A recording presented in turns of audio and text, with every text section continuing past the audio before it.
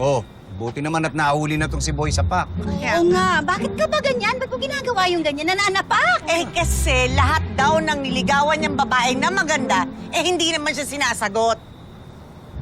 Eh, pero bakit ganun? Nandadamay ka ng ibang tao, pati kami sinapak mo. Ha? Hindi kita sinapak, ha? Hindi ka naman maganda. Hindi pala maganda, ha?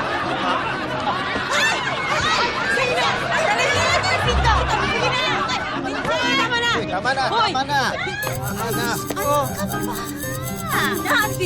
Tama na. Tama na. Manti pa yun sa'yo. Ikaw, bahala ka.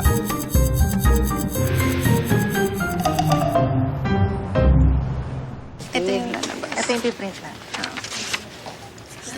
Ay, sa wakas, may kuryente na.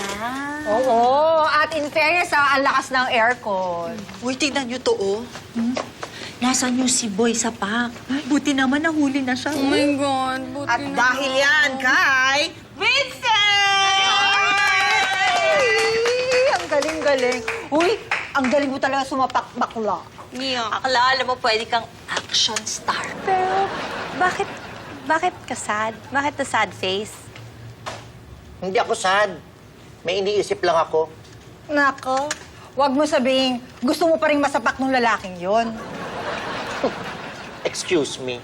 Hindi ko kailangang masapak niya, no? Para masabing maganda ako. Eh, bakit nakabusangot ka dyan? Eh, paano naman? Ako ang inassign ninyong humarap sa mga kliyente rito. Dami ko tuloy dapat i-prepare. Bakla, mo na. Ikaw lang naman ang walang pasa sa mukha, kaya pumayag ka na. Tsaka alam mo, sige na, ililibre na lang kita ng halo-halo mamaya. Talaga? O sige, may magagawa pa ba ako? Basta yung halo-halo ko, ah.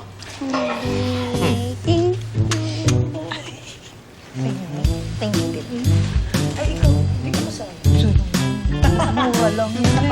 Ako lang. Sa init ng panahon ngayon, dapat kalma lang tayo. Madalas pag nagkakainitan, kahit yung mga salita natin, nakakapaso eh.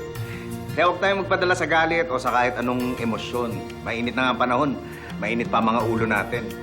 Ang utak natin parang tubig sa dagat. Pag maalon, wala kang makita. Pero nagiging malinaw pag kalma. Baby, kalma. Seth? Ha? Wala.